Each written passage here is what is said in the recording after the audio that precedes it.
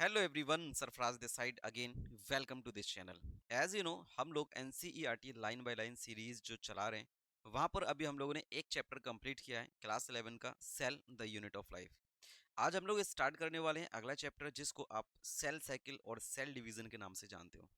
अभी तक आपने जितनी भी चीजें कंप्लीट किया है cell the unit of life के अंदर, वहां पर आप लोगों ने देखा था types of cell, different type of cell organelles और सारी चीजें जितनी भी आपके सेल ऑर्गेनिल्स हैं, उनके फंक्शन, उनका स्ट्रक्चर, हर एक चीज को डिटेल में हम लोग कंप्लीट करके आए हैं। अगर आप लोगों ने फर्स्ट टाइम विजिट किया है चैनल पर, तो आप प्लेलिस्ट बना हुआ है, वहां पर जा करके उस चैप्टर को पहले कंप्लीट कर लो और उसके बाद इस चैप्टर को कंप्लीट करते हैं। तो आज हम लोग जानने वाले हैं अपना जो चैप्टर है cell cycle and cell division, ये होता क्या है।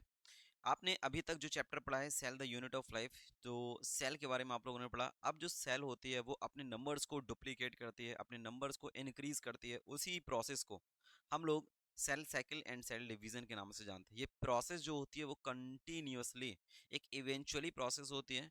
इसके अंदर आपको बहुत सारे इवेंट्स देखने को मिलेंगे। कौन कौन से इवेंट्स सेल साइकिल में होते हैं, किस तरीके से एक सेल डिवीजन करती है, ये सारी चीजें हम लोग इस चैप्टर के अंदर जानने वाले हैं। चलिए फिर स्टार्ट करते हैं।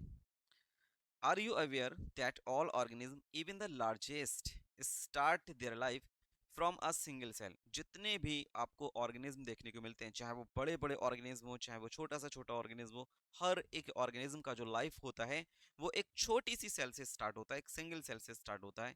You may wonder how a single cell then goes on the form of such large organism.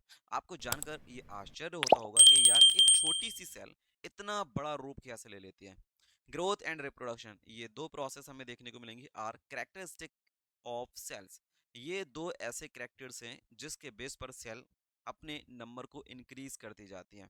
Indeed of all organisms, all cells reproduce by dividing into two, with each parental cell dividing as to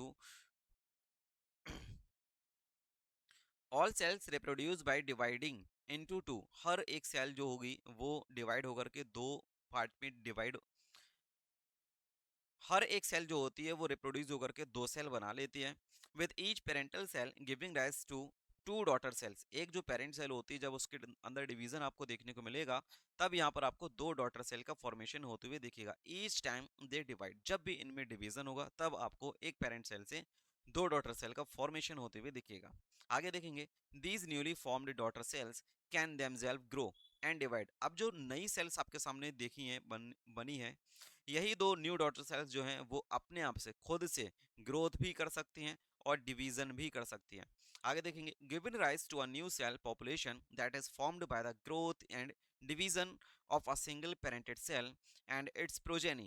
In other words, such cycle of growth and division allows a single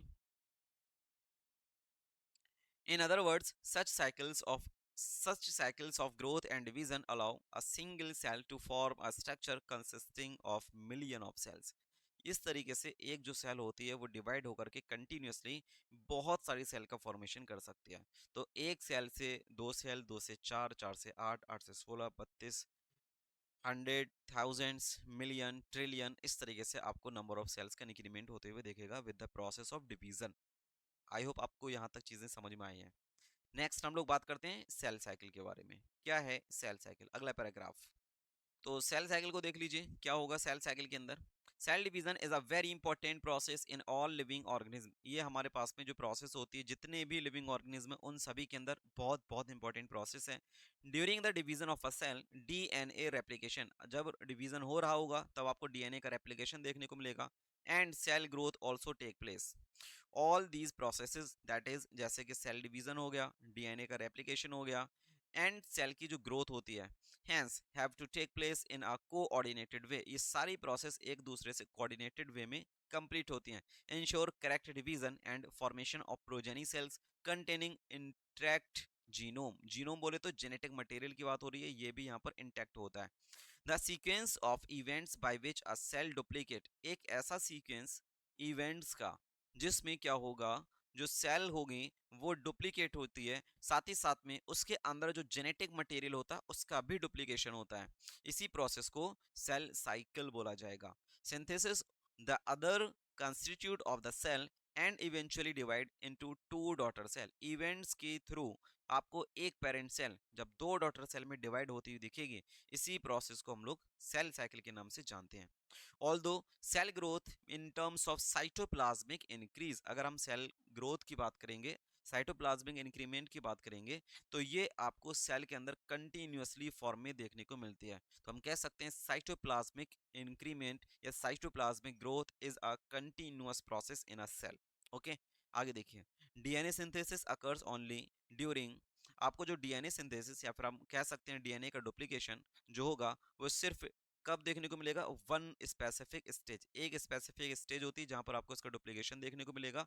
इसके अलावा the replicated chromosomes means DNA are then distributed to daughter nuclei by a complex series of events during cell division. कह रहा है जो हमारे पास में chromosomes होते हैं वो डिवाइड होकर के जब टू डॉटर सेल्स में डिवीजन उनको देखने को मिलेगा, वहां पर आप देखेंगे ये एक पूरी कॉम्प्लेक्स सीरीज है जो इवेंचुअली कंप्लीट होती है, और इस तरीके से आपको सेल डिवीजन की प्रोसेस देखने को मिलेगी। आगे देखेंगे, these events are themselves under genetic control. ये सारी की सारी चीजें जितने भी इवेंट्स हो रहे हैं वो जेनेटिक कंट्रोल में होते हैं, जेनेटिक कंट्रोल के थ्रू ये हमें प्रोसेस देखने को मिलेगी। ओके, आई होप यहाँ तक चीजें आपके समझ में आई हैं। सेल साइकिल का मतलब है ये एक इवेंचुअली प्रोसेस होती है, स्टेप बाय स्टेप प्रोसेस हमें कंप्लीट होते हुए दिखेगी, और जब इवेंचुअली एक पेरेंट सेल दो डॉटर सेल में डिवाइड होती है, उसी प्रोसेस को, उसी कंप्लीट इवेंचुअली प्रोसेस को हम लोग सेल साइकिल के नाम से जानते हैं। यहाँ पर आपको देखने को मिल रहा है, एक लाइन लिखी है आपने, एक पॉइंट यहाँ पर आपने पढ़ा अभी कि साइटोप्लाज्मिक जो ग्रोथ होती है वो कंटिन्यूअसली सेल के अंदर हमें देखने को मिलेगा, लेकिन जो हमें सेल का डिवीजन वाला पोर्शन होता है वो आपको एक कॉम्प्लेक्स सीरीज होती है जो आपको इवेंचुअली प्रोसेस हमें देखने को मिलेगी, जिससे सेल डिवाइड होती है आपको दिखेगी, जो कि आगे हम लोग जानने वाले हैं। आगे देखते हैं हम लोग, अगला टॉपिक है अपना faces of cell cycle.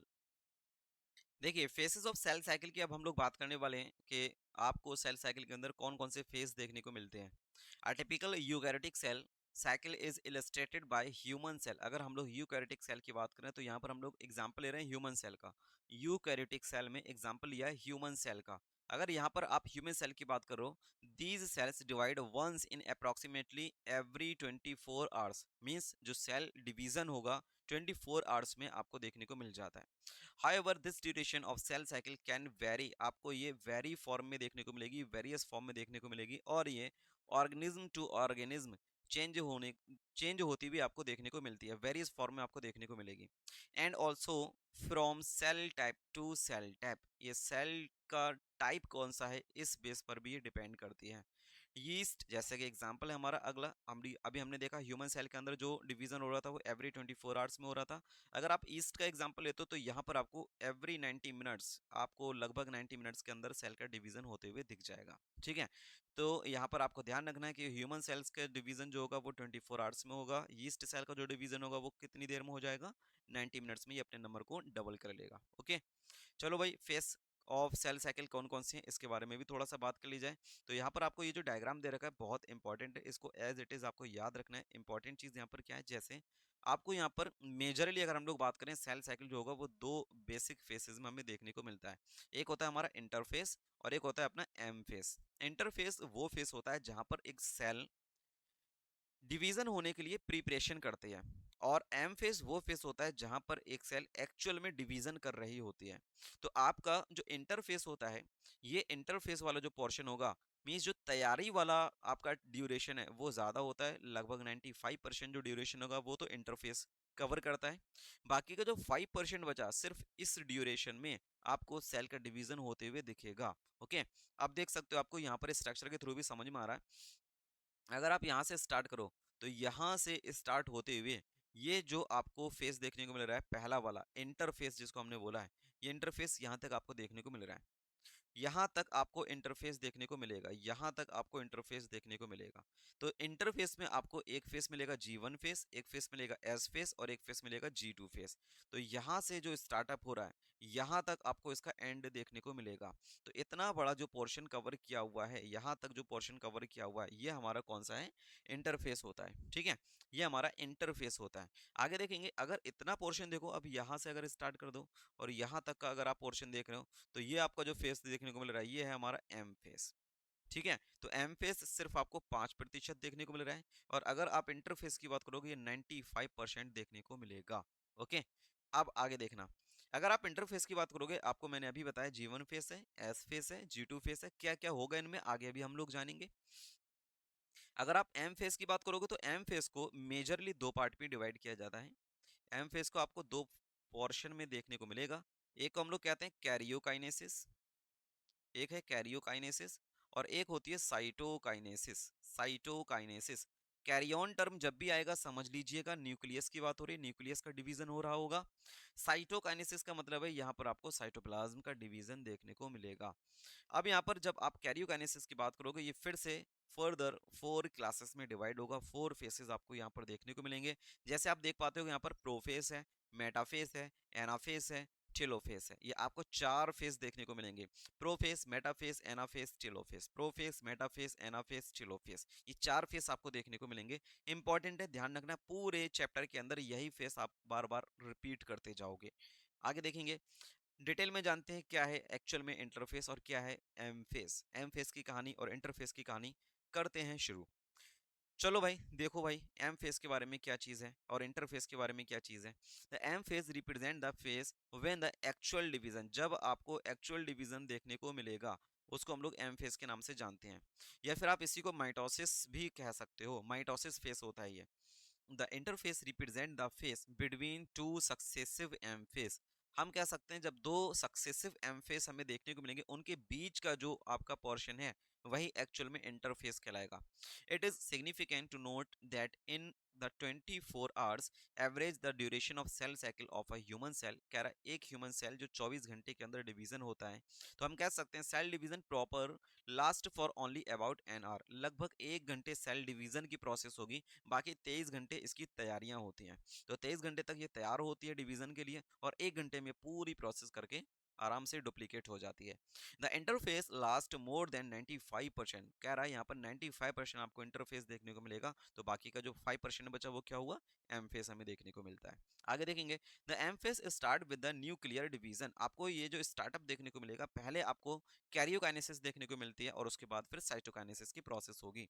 Nuclear division को ही हम लोग कैरियोकाइनेसिस के नाम से जानते हैं, न्यूक्लियर, न्यूक्लियस का डिवीजन, ठीक है।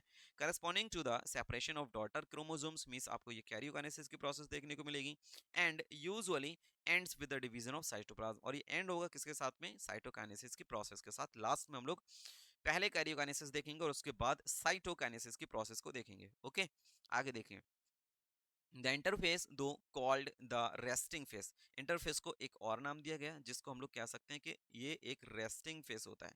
Interphase also known as resting phase is the time during which the cell is preparation, ये वो टाइम पीरियड होता है जब सेल डिवीजन के लिए तैयारी कर रही होती है। इंटरफेस, इंटरफेस वो फेस है जहां पर प्रिपरेशन हो रहा होगा डिवीजन के लिए, by undergoing both cell growth and DNA replication in an ordinary manner. The interphase is divided into 3 further phases, अब आपको जो इंटरफेस है वो फिर से 3 फेसेस में देखने को मिलेगा। वो कौन कौन से फेस होंगे, पहला फेस G1 फेस, दूसरा फेस S फेस, तीसरा फेस G2 फेस। तो हम लोग इसको कहेंगे गैप 1, ये है हमारा सिंथेसिस फेस, और ये हमारा गैप 2 फेस, ठीक है। तो यहाँ पर आपको क्या चीजें समझ में आई है कि आपका जो इंटरफेस होता है, इंटरफेस में जो हमारा सेल होगा वो सिर्फ और सिर्फ क्या करेगा, प्रिपरेशन करेगा, ये आपका 95% होगा, यहाँ पर आपको सिर्फ तैयारी देखने को मिलेगी। दूसरा वाला जो फेस हमारे पास में है जिसको हम लोग एम फेस के नाम से जान रहे हैं, एम फेस जो होगा वो आपको दो पार्ट में देखने को मिलेगा। एक हमने कह दिया ये कैरियोकाइनेसिस है, जहाँ पर आपको कैरियन का न्यूक्लियस देखने को मिलेगा, मतलब कैरियन का डिवीजन देखने को मिलेगा, मीन्स आपको न्यूक्लियस का डिवीजन देखने को मिलेगा। और न्यूक्लियस का डिवीजन आपको यहाँ पर अलग अलग फेसेस में देखने को मिलेगा, जैसे कि प्रोफेस, मेटाफेस, एनाफेस, टेलोफेस। इसके अलावा आप कह रहे हो यहाँ पर एक पॉइंट लिखा है कि आपके जो इंटरफेस होते हैं वो G1 फेस, S फेस और G2 फेस में डिवाइड हो रहे होंगे। अभी G1, S और G2 में क्या होगा इसके बारे में जान लिया जाए।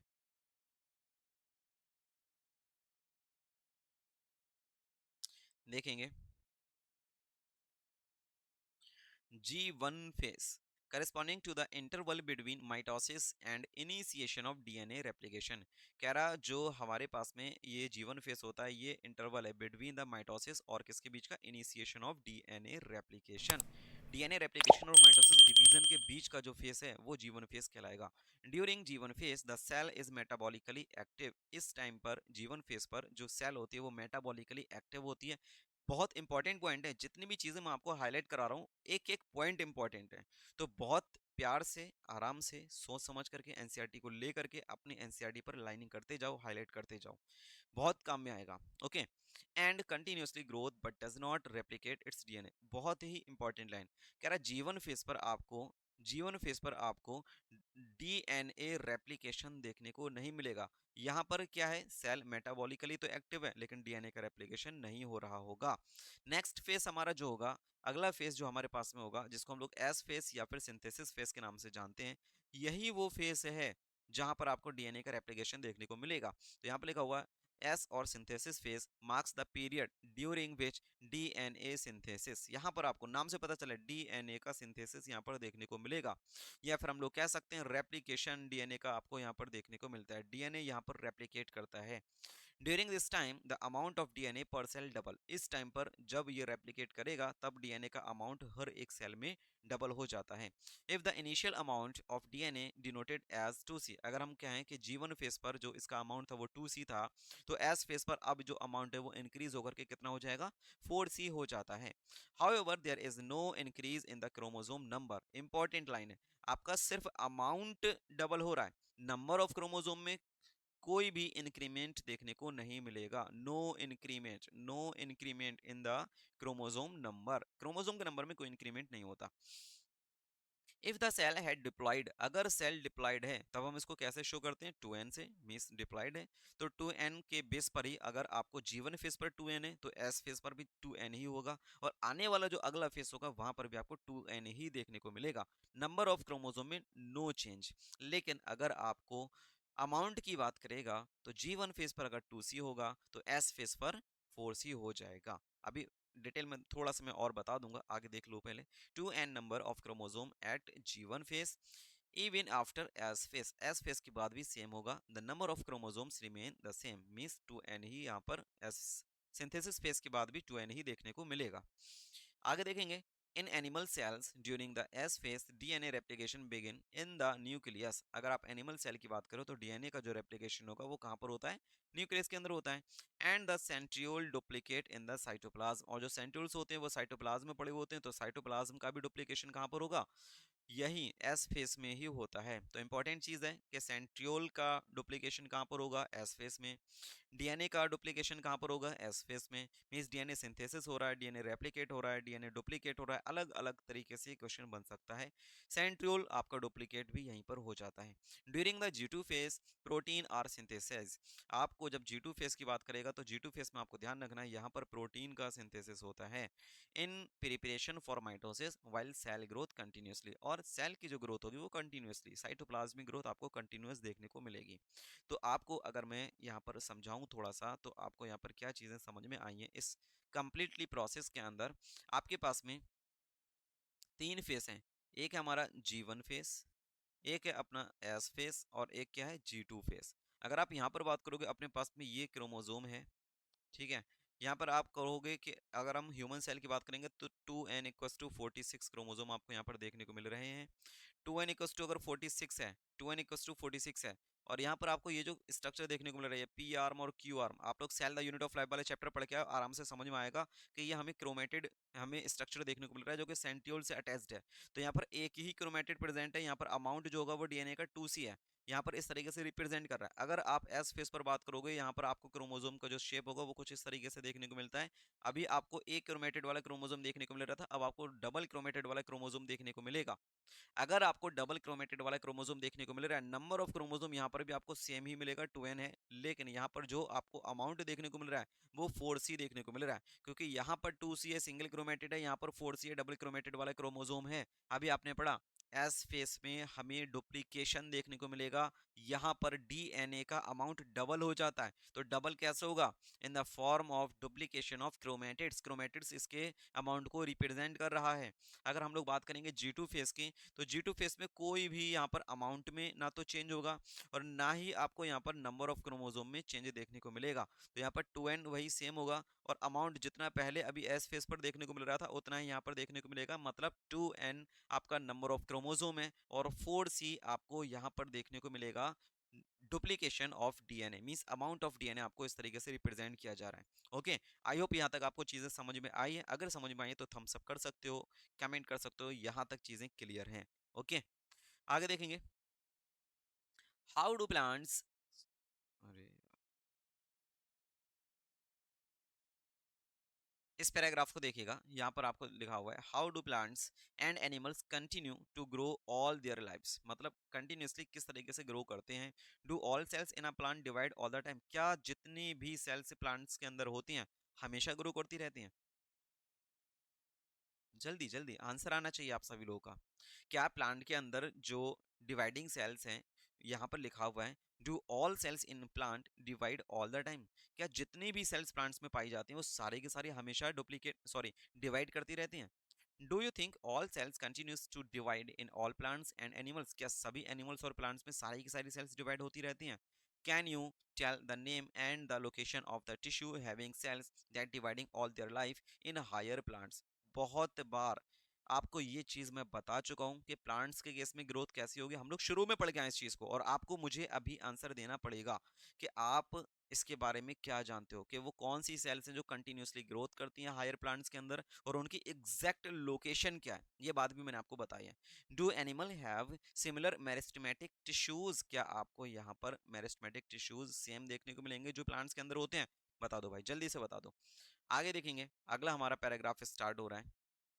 Some cells in adult animal do not appear to exhibit division। जैसे कि कौन सी सेल्स होती हैं? हार्ट सेल्स होती हैं, वो सेल डिवीजन में अपना रोल प्ले नहीं करती हैं। And many other sales divide only occasionally. और कुछ ऐसी भी सेल्स होती हैं जो मौका आने पर, जरूरत पड़ने पर डिवीजन में रोल प्ले कर लेती हैं, अदरवाइज जरूरत नहीं है तो फिर वो उसी फेस में पहुंच जाती हैं।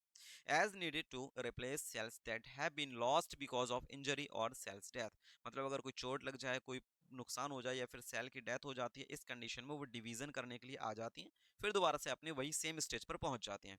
The cells that do not divide further exit G1 phase to enter an inactive stage. इस स्टेज को हम लोग क्विसेंट फेस के नाम से जानते हैं या फिर क्विसेंट स्टेज के नाम से जानते हैं। एक ऐसा स्टेज, एक ऐसा फेस जो सेल डिवीजन का पार्ट नहीं है, वो क्विसेंट स्टेज या फिर जी नॉट फेस के नाम से जाना जाता है। ये सेल साइकिल का वो पार्ट है जहां पर बहुत सारे ऐसे सेल्स पाए जाते हैं जो सेल डिवीजन में अपना रोल प्ले नहीं करते, या फिर कुछ ऐसे भी सेल्स होती हैं जो इंजरी हो जाए और उनको जरूरत पड़ रही है कि अपनी सेल को डिवाइड किया जाना चाहिए, नई सेल्स का बनना है, तो वो ओकेशनली आकर के सेल डिवीजन का पार्ट बनेंगी, अपनी सेल्स के नंबर को इंक्रीज करेंगे और दोबारा से वही G nought phase means quiescent phase में पहुंच जाते हैं। आगे देखेंगे, cells in this stage remain metabolically active. यहाँ पर ऐसा नहीं है कि मेटाबॉलिकली जो भी सेल है वो एक्टिव नहीं है। यहाँ पर मेटाबॉलिक प्रोसेस कंप्लीटली चलेगी, कोई इश्यू नहीं है, सिर्फ डिवीजन में इनका रोल नहीं होगा। मेटाबॉलिकली एक्टिव होती हैं but no longer proliferate unless called on to do so depending on the requirement of the organism. अब जो हमारे पास में जीनोट फेस है जो आपको सेल साइकिल में दिखाया गया वो कहाँ पर है? देखो भाई, यहाँ पर आपने देखा था, अभी आप जो चीज पढ़ के आए हो मैंने आपको बताया, ये G1 फेस है, ये S फेस है और ये G2 फेस है। ये जो फेस आपको देखने को मिल रहा है, यहाँ पर आपको ये वाला जो फेस देखने को मिल रहा है, ये है हमारा जी नॉट फेस, ये आपका जी नॉट फेस है। जब कोई सेल एग्जिट होगी यहाँ पर आकर के रोकेगी, सेल डिवीजन के अंदर अगर इनको रोल प्ले करना होगा तो यहाँ पर आ जाएंगे, ठीक है। सेल के नंबर को इंक्रीज किया तो वापस से इसी फेस में पहुंच जाएंगे। कुछ ऐसे हमारे सेल्स होते हैं बॉडी के जो हमेशा इसी फेस में पड़े रहते हैं, जैसे कि आपने एग्जाम्पल लिखा क्या, हार्ट सेल्स। हार्ट सेल्स ऐसे सेल्स होते हैं जो हमेशा यहीं पर आपको देखने को मिलेंगे। Okay, clear? चलो भाई, वेरी गुड, आगे देखते हैं। अगला पैराग्राफ कह रहा है यहाँ पर आपका, इन एनिमल्स, अगर हम लोग एनिमल सेल की बात करें, in animals mitotic cell division, mitotic, mitotic कह सकते हो या फिर माइटोसिस कह सकते हो, एक ही बात है। Mitotic cell division is only seen in the diploid. मतलब कह रहा है जो एनिमल्स होते हैं वहां पर आपको माइटोसिस का जो डिवीजन होता है वो सिर्फ और सिर्फ कहां पर देखने को मिलेगा? डिप्लॉयड सोमैटिक सेल्स में देखने को मिलता है। However there are few exception to this where haploid cells, कुछ एक्सेप्शंस भी हैं जहां पर आपको हैप्लॉइड सेल के अंदर भी माइटोसिस डिवीजन देखने को मिलेगा। मींस डिवीजन कैसे हो रहा होगा, divided by mitosis. For example अगर हम लोग बात करें तो आपने हनी बी का नाम सुना है। हनी बी के अंदर जो प्रॉपर्टीज होती हैं आपको तीन ग्रुप देखने को मिलेंगे, क्वीन बी होती है, ड्रोन्स होते हैं, वर्कर भी होती है। तो जो ड्रोन्स होते हैं वो मेल होते हैं और जो मेल्स ड्रोन्स होते हैं उन्हीं का जो फॉर्मेशन होगा, उन्हीं का जो नया फॉर्मेशन, वो ड्रोन्स की जो प्रोजेनी आती है वो खुद एक हैप्लॉइड सेल के थ्रू बनते हैं और हैप्लॉइड सेल से माइटोसिस डिवीजन के थ्रू नए ड्रोन्स का फॉर्मेशन होगा। तो यही चीज यहाँ पर लिखा हुआ है, मेल हनी बीज against this the plants can show mitosis division in both. आपको प्लांट्स के केस में हैप्लॉइड और डिप्लॉइड दोनों ही जगह पर माइटोसिस डिवीजन देखने को मिल जाएगा। From your recollection of example of alternation of generation, आप लोगों ने पढ़ा था चैप्टर 3 के अंदर, इसको हम लोग डिटेल में जान के आए हैं। Identify plant species and stages eight which mitosis is seen in haploid cells. आपको हैप्लॉइड सेल्स के अंदर और कहां पर माइटोसिस डिवीजन देखने को मिलता है प्लांट की, वो स्पीशीज को पहचानो। अगर पता है एक भी स्पीशीज का फटाफट से कमेंट बॉक्स में कमेंट करके बता दो। आगे देखते हैं, यहाँ पर आपको इस बॉक्स को पढ़ लीजिए। You have studied mitosis in onion, आपने अनियन के अंदर माइटोसिस का डिवीजन देखा था। अनियन रूट की बात कर रहा है। एक ऐसा ऑनियन की बात करेगा, onion root tip cell. It has 16 chromosomes. कह रहा है जो ऑनियन का रूट सेल्स है वहां पर आपको 16 क्रोमोसोम्स देखने को मिल रहे हैं इन ईच सेल, हर एक सेल में। Can you tell how many chromosomes will the cell have at G1 phase, after S phase and after M phase. आपको पूछ रहा है कि M फेस के बाद, G1 फेस के बाद, S फेस के बाद नंबर ऑफ क्रोमोसोम बताओ। Also what will be the DNA content of the cells at G1 S G2 अगर content after M is 2C। अब बता दो भाई 2C अगर माइटोसिस के बाद उसका कंटेंट है तो बताओ भाई कि यहाँ पर आपका G1 face, S face, M face पर नंबर ऑफ क्रोमोसोम क्या होगा, DNA का कंटेंट क्या होगा, ये चीज आपसे पूछ रहा है। तो भाई G1 face, S face, G2 face. पहले तो हम लोग बात कर लेते हैं क्रोमोसोम की। अगर अनियन सेल की बात कर रहा है और नंबर ऑफ क्रोमोसोम कितने हैं 16, तो अगर आप यहाँ पर देखोगे यहाँ पर भी 16 होंगे, यहाँ पर भी 16 होंगे और यहाँ पर भी 16 होंगे। नंबर ऑफ क्रोमोसोम सब जगह पर सेम। अगर ये कह रहा है कि 2C है after M face, M face का मतलब है माइटोसिस फेस के बाद यहाँ पर डिवीजन जो आपको देखने को मिल रहा है वो 2C है। तो M फेस आपको कब देखने को मिलेगा, जब G1 फेस, S फेस और G2 फेस हो चुका होगा। G2 फेस में जितना भी आपको अमाउंट ऑफ DNA देखने को मिलता है उतना ही माइटोसिस के बाद देखने को मिलेगा, क्योंकि यहाँ पर जो डिवीजन होता है वो इक्वेशनल डिवीजन होता है। जैसे कि आप लोग जानते हो ये एक पेरेंट की सेल है, अब ये डिवाइड होकर के दो डॉटर की सेल बना लेती हैं। तो यहाँ पर 46 नंबर ऑफ क्रोमोसोम होते हैं, यहाँ पर भी नंबर ऑफ क्रोमोसोम 46, यहाँ पर भी नंबर ऑफ क्रोमोसोम 46। अगर यहाँ पर अमाउंट 2C है तो यहाँ पर भी 2C होगा और यहाँ पर भी 2C होगा। अब यहाँ पर जो अमाउंट 2C आया है तो ये 2C कहाँ से आया होगा, तो यहाँ पर आया होगा। इंटरफेस के लास्ट फेस पर जितना भी अमाउंट ऑफ DNA होता है उतना ही आगे पहुँचता है माइटोसिस में। तो यहाँ पर अगर 2C था तो यहाँ पर भी कितना होगा, 2C होगा, क्योंकि S फेस और G2 फेस दोनों में बराबर होता है। और G1 फेस में कितना रहा होगा, तो S फेस का जस्ट हाफ कर दो, यहाँ पर आपको C देखने को मिलेगा। आई होप आपको ये बात समझ में आ गई होगी, और अगर नहीं आई तो एक बार फिर से रिपीट करके इतने ही पॉइंट को देख लो, समझ में आ जाएगा। आगे देखते हैं, अगला हमारा फेस है एम फेस। एम फेस की बात करते हैं भाई, एम फेस क्या है। तो बहुत ही प्यार से, ध्यान से, आराम से इसको समझेंगे कि एम फेस की कहानी किस तरीके से स्टार्ट होती है। एम फेस ये रहा अपना एम फेस। यहाँ पर हम लोग पढ़ेंगे माइटोसिस, आप लोग यहाँ पर माइटोसिस के बारे में पढ़ोगे एंड मियोसिस के बारे में पढ़ोगे। माइटोसिस और मियोसिस डिवीजन हमें यहाँ पर देखने को मिलेगा। माइटोसिस और मियोसिस डिवीजन जब हम लोग पढ़ेंगे तो आपको पता होगा mitosis division is a type of equational division. Mitosis को हम लोग क्या बोलते हैं, mitosis division is a type of equational division. जबकि जब आप बात करोगे मियोसिस की, मियोसिस मियोसिस में क्या होता है, ये एक रिडक्शनल डिवीजन होगा। रिडक्शनल डिवीजन होगा। रिडक्शनल और इक्वेशन का मतलब क्या है, अगर कोई एक पेरेंट सेल जिसके पास में 2n है, वो अपने डॉटर सेल में भी कितना पहुंचाएगा, 2n पहुंचाएगा। नंबर ऑफ क्रोमोसोम सेम है तो इक्वेशनल डिवीजन। और अगर एक पेरेंट सेल के पास में नंबर ऑफ क्रोमोसोम 2n है और इसकी डॉटर सेल में नंबर ऑफ क्रोमोसोम n होगा, ये क्या हुआ, नंबर ऑफ क्रोमोसोम हाफ हो जाते हैं, ये कहलाएगा रिडक्शनल डिवीजन। तो इसको ही हम लोग डिटेल में जानने वाले हैं, step by step eventually process होगी कंप्लीटली। हर एक इवेंट को फॉलो करते हुए कैसे एक पेरेंट सेल दो डॉटर सेल में डिवाइड होगी इन केस ऑफ माइटोसिस, और कैसे एक पेरेंट सेल चार डॉटर सेल में डिवाइड हो जाती है इन केस ऑफ मियोसिस। इसी चीज को हम लोग आप एम फेस के अंदर पढ़ने वाले हैं। ओके, चलो फिर स्टार्ट करते हैं। This is the most dramatic period, ये सबसे ज्यादा ड्रामेटिक पीरियड है सेल साइकिल का, involving a major reorganization involving a major reorganization of virtually all components of the cell, since the number of chromosomes in the parent and progeny cells in same। आपको parent और progeny दोनों के ही अंदर number of chromosome same देखने को मिलते हैं, और इसीलिए इस डिवीजन को इक्वेशनल डिवीजन के नाम से जानते हैं। दो for convenience Though for convenience, mitosis has been divided into four stages। आपको यहाँ पर चार स्टेज देखने को मिलेंगे of nuclear division, karyokinesis के।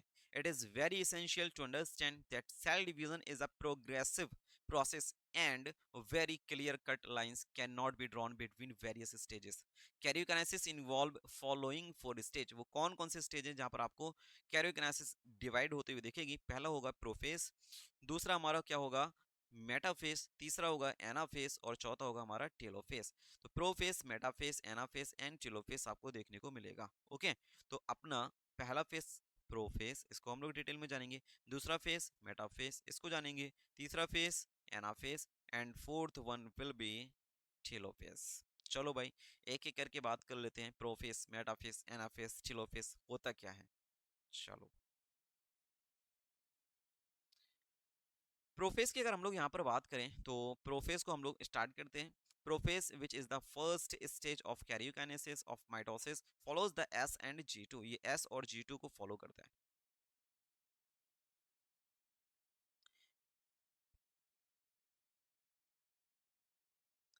Profess which is the first stage, important line है, ध्यान से समझना। फर्स्ट स्टेज ऑफ कैरियोकाइनेसिस, ये कैरियोकाइनेसिस की पहली स्टेज है। ऑफ माइटोसिस फॉलोज द, किसको फॉलो कर रहा है, S and G two phases of interphase. M phase का जो हमारा पहला फेस है प्रोफेस, वहां पर आपको देखने को मिलेगा इंटरकाइनेसिस के जो दो फेस होते हैं, एस फेस और जी टू फेस, इनको ये फॉलो करेगा। In the S and G two phase the new DNA molecules form are not distinct but intertwined. Prophase is marked by the initiation of condensation. आपको prophase के अंदर क्या देखने को मिलेगा, कंडेंसेशन देखने को मिलेगा। कंडेंसेशन किसका, क्रोमोसोमल मटेरियल का। क्रोमोसोमल मटेरियल क्या होगा, क्रोमेटिन थ्रेड्स जो आप लोग जानते हो न्यूक्लियस के अंदर पाए जाते हैं, वही कंडेंस होना स्टार्ट हो जाएंगे ताकि क्रोमोसोम का एक्चुअल शेप आ सके। The chromosomal material become untangled during the process of chromatin condensation. The centromere, which had undergone duplication during S phase, जो S phase के दौरान डुप्लीकेशन हुआ था किसके अंदर, सेंट्रियोल में। सेंट्रोजोम की बात कर रहा है, सेंट्रोजोम सेंट्रियोल में जो डुप्लीकेशन हुआ था, या आप क्या होगा, now begins to move towards the opposite pole. अब ये क्या करेंगे, अपोजिट पोल्स पर जाना स्टार्ट कर देंगे। Begins to move opposite poles. The completion of the process can thus be marked by the following characteristics events। अब आपको ये देखने को मिलेगा कि लास्ट स्टेज तक पहुंचते पहुंचते, प्रोफेस का जो लास्ट स्टेज होगा वहां तक पहुंचते पहुंचते क्या चीजें हो रही होंगी। तो पहला पॉइंट लिखा है, chromosomal material condense to form compact mitotic chromosomes.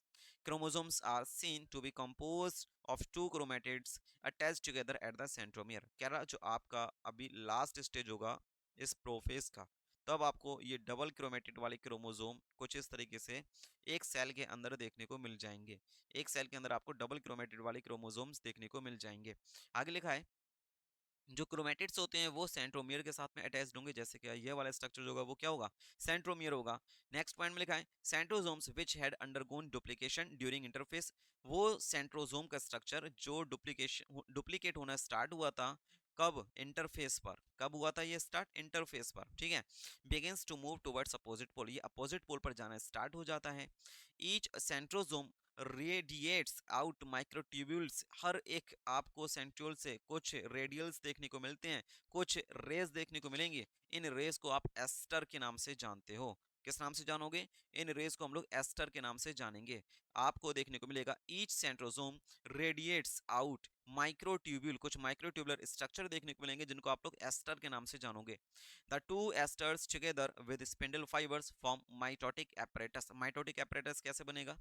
Mitotic apparatus को बनाने के लिए दो एस्टर आपको एक सेल के अंदर देखने को मिलेंगे और हर एक एस्टर से आपको स्पिंडल फाइबर अराइज होते हुए दिखेंगे। तो ये कंप्लीट जो स्ट्रक्चर होगा एक सेल के अंदर, उसी को हम लोग माइटोटिक apparatus के नाम से जानते हैं। अब आगे इसको स्ट्रक्चर के थ्रू भी समझाया गया है, यहाँ पर आप ध्यान से समझिए। यहाँ पर आपको प्रोसेस देखने को मिल रहा है। Cells at the end of prophase when viewed under the microscope do not show Golgi complex। आपको कह रहा है कि जब एंड हो रहा होगा प्रोफेस का, तब आपको ना तो यहाँ पर गोल्जी बॉडी देखने को मिलेगा, ना एंडोप्लाज्मिक रेटिकुलम देखने को मिलेगा, ना ही आपको यहाँ पर न्यूक्लियोलस देखने को मिलेगा, ना ही nuclear envelope means nuclear membrane भी यहाँ पर डिसअपियर हो चुकी होगी।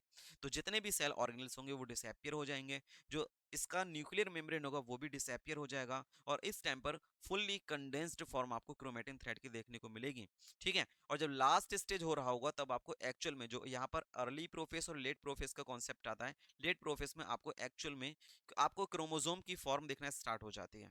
अब क्या होगा, जो आपके क्रोमोसोम्स ने अपना शेप लिया है, एक्चुअल शेप में आए हैं, अब वो अगले फेस पर पहुंचेंगे। मेटाफेस में क्या होगा? The complete disintegration of the nuclear envelope, जो न्यूक्लियर एनवलप है डिसइंटीग्रेट हुआ है completely, marks the start of the second phase of the mitosis. जब ये कंप्लीटली डिसअपियर हो जाएगा न्यूक्लियर एनवलप, तब यहाँ से स्टार्ट होता है दूसरा स्टेज माइटोसिस का, जिसको हम लोग मेटाफेज के नाम से जानते हैं। Hence the chromosomes are spread through the cytoplasm of the cell. अब क्या होगा, जितने भी क्रोमोसोम्स होंगे वो पूरे साइटोप्लाज्म में फैल जाते हैं। आगे देखेंगे, by this stage condensation of the chromosome is completed. इस स्टेज पर आपको क्रोमोसोम कंप्लीटली कंडेंस्ड फॉर्म में देखने को मिलेंगे and they can be observed clearly. और यही वो स्टेज होता है जब आप इसके मॉर्फोलॉजिकल कैरेक्टर को इजीली स्टडी कर सकते हो। This is the best phase जहां पर आप लोग क्लियरली ऑब्जर्व कर पाओगे क्रोमोसोम्स को। This is then is the stage at which morphology of chromosomes This is the stage at which morphology of the chromosomes is most easily studied। आसानी से study किया जा सकता है morphological characters of chromosomes को। At this stage, metaphase chromosomes is made up of two sister chromatids। यहाँ पर आपको देखने को मिलेगा जो भी chromosomes होते हैं वो डबल chromatids वाले होते हैं, which are held together by the centromere। और ये किसके थ्रू जुड़े हुए होंगे? सेंट्रोमियर के थ्रू जुड़े हुए होते हैं। स्मॉल डिस्क शेप स्ट्रक्चर आपको एक देखने को मिलेगा, मैंने आपको बताया था जब क्रोमोसोम के बारे में पढ़ा रहा था। दोनों तरफ आपको एक स्ट्रक्चर देखने को मिलता है, जहां पर सेंट्रोमियर के दोनों तरफ एक स्ट्रक्चर देखने को मिलेगा जिसको हम लोग किस नाम से जानते हैं? काइनेटोकोर के नाम से जानते हैं। These structures serve as the site of attachment. यही वो स्ट्रक्चर है जहां पर आपको अटैचमेंट होते हुए दिखेगा, किसका? स्पिंडल फाइबर्स का। यहाँ पर स्पिंडल फाइबर्स आकर के अटैच्ड हो जाते हैं, जो काइनेटोकोर स्ट्रक्चर होता है, formed by the spindle fibers to the chromosomes that are moved into the position the end and the center of the cell,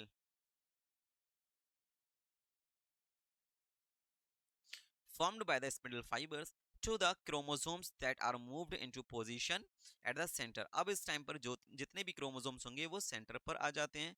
Hence the metaphase is characterized by all the chromosomes coming to lie। जितने भी chromosomes होते हैं वो कहाँ पर आपको देखने को मिलेंगे? इक्वेटर पर देखने को मिल जाते हैं, with one chromatid of each chromosomes connected by its kinetochore to spindle fibers from one pole and its sister chromatids connected by its kinetochore to spindle fibres from the opposite pole. कह रहा है जो आपके पास में chromosome का structure है, ऊपर से भी आपको क्रोमेटिड अटैच्ड फॉर्म में देखने को मिलेगा, नीचे से भी आपको क्रोमेटिड अटैच्ड फॉर्म में देखने को मिलेगा। अटैच करने के लिए आपको कौन सा स्ट्रक्चर देखने को मिलेगा? Spindle fibre. तो ऊपर से भी सेंट्रियोल जुड़े हुए हैं, स्पिंडल फाइबर ला रहे हैं, नीचे से भी सेंट्रियोल जुड़े हुए हैं, स्पिंडल फाइबर ला रहे हैं, क्रोमोसोम बीच में पड़ा हुआ है, ऊपर से भी सेंट्रोमियर कनेक्टेड है, काइनेटोकोर कनेक्टेड है स्पिंडल फाइबर से, नीचे से भी काइनेटोकोर कनेक्टेड है स्पिंडल फाइबर से। स्ट्रक्चर आपको कैसा देखने को मिलेगा, तो अभी मैं आपको स्ट्रक्चर दिखा रहा हूँ, थोड़ा सा इसके बारे में और देखो। यहाँ पर आपको आगे क्या कह रहा है पॉइंट के अंदर, the plane of alignment of the chromosomes at metaphase is referred to as metaphase plate। इसको हम लोग मेटाफेस प्लेट के नाम से जानते हैं। अब यहाँ पर कुछ इंपॉर्टेंट की पॉइंट्स हैं जो आपको दे रखे हैं कि स्पिंडल फाइबर जो होते हैं वो अटैच होते हैं with the structure of kinetochores. ये क्रोमोसोम का पार्ट है जो आपको डिस्क शेप लाइक स्ट्रक्चर देखने को मिलता है।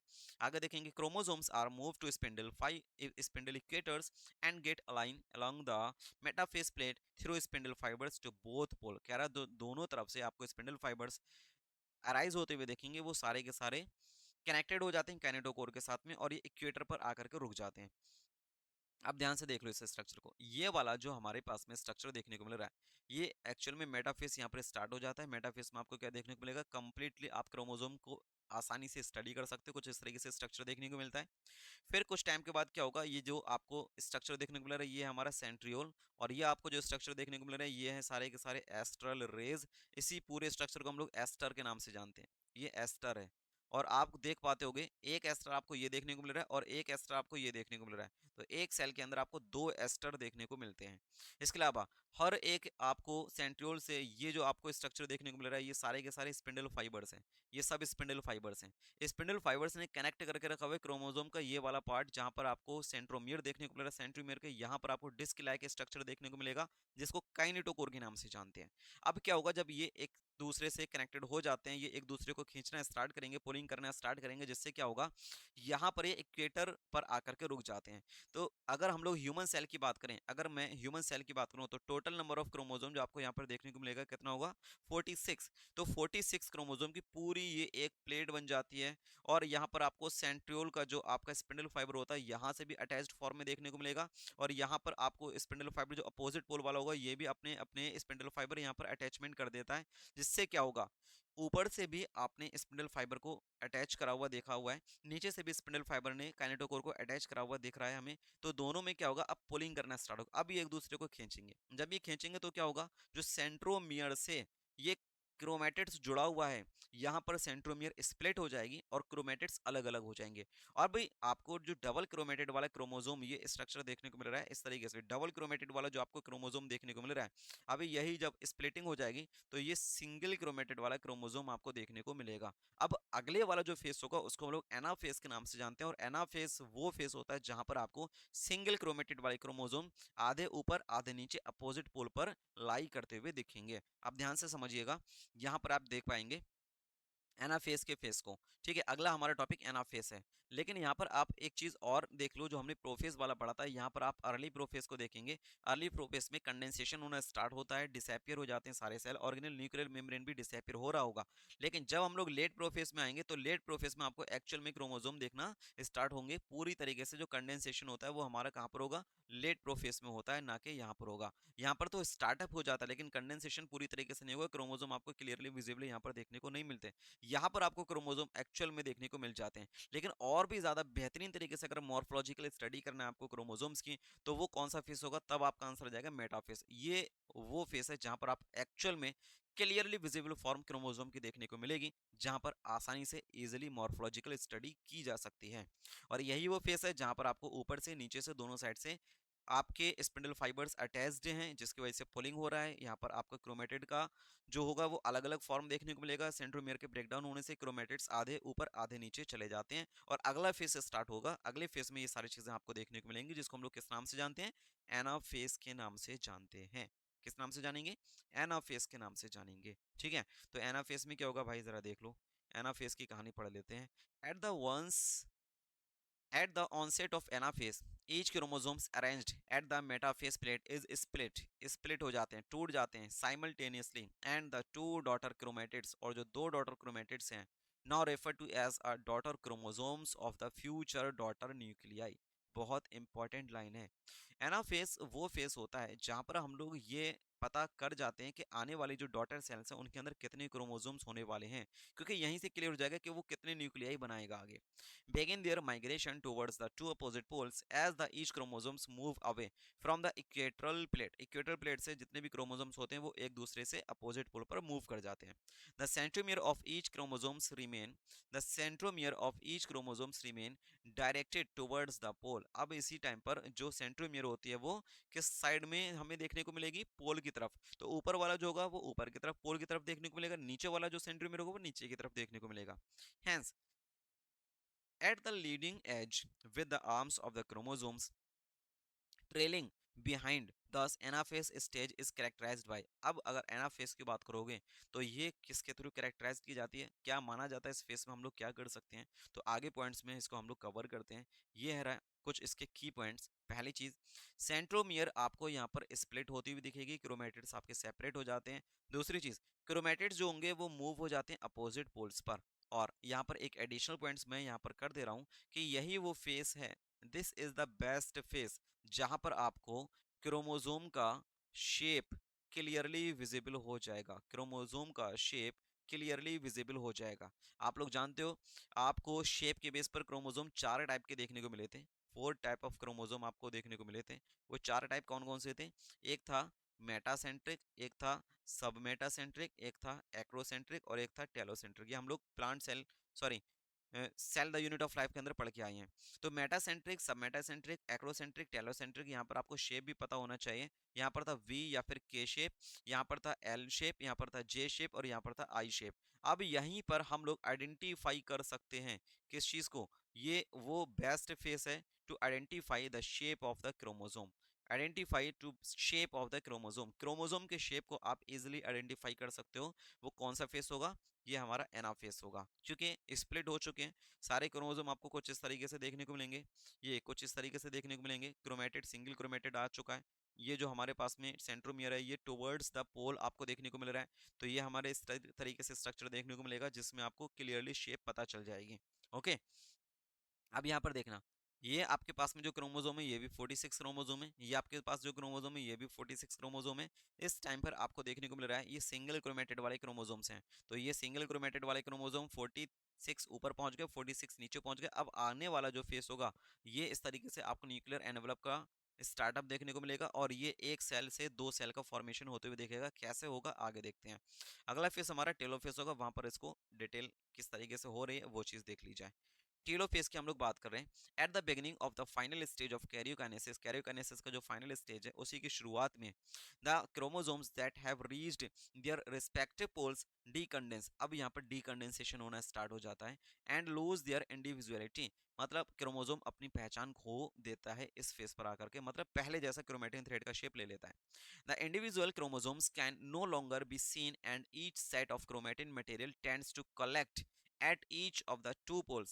This is the stage which shows the following key events। अब इसके की इवेंट कौन कौन से हैं देखना जरा। Chromosomes cluster at opposite spindle poles and their identity is lost as discrete elements। यहाँ पर आपको इसकी आइडेंटिटी लॉस्ट होते हुए देखेगी, क्रोमोसोम अपनी पहचान खो देते हैं। Nuclear envelope develop around the chromosome. अब क्या होगा, जो क्रोमोसोम्स होते हैं उनके चारों तरफ आपको न्यूक्लियर एनवलप का डेवलपमेंट होना स्टार्ट हो जाता है। Clusters at each pole forming two daughter nuclei. अब आपको हर एक पोल पर एक क्लस्टर फॉर्म देखने को मिलेगा जिससे दो न्यूक्लियाई बनते हैं और ये दो डॉटर सेल के न्यूक्लियाई होते हैं। Nucleolus Golgi complex and ER, मतलब जो सेल ऑर्गेनल्स होते हैं वो रीअपियर हो जाते हैं। जो अभी शुरू में प्रोफेस के केस में देखा था डिसअपियर हुए थे, टेलोफेस तक आते आते ये रीअपियर हो जाते हैं। अब आपको इसका जो स्ट्रक्चर होता है वो कुछ इस तरीके से देखने को मिलेगा।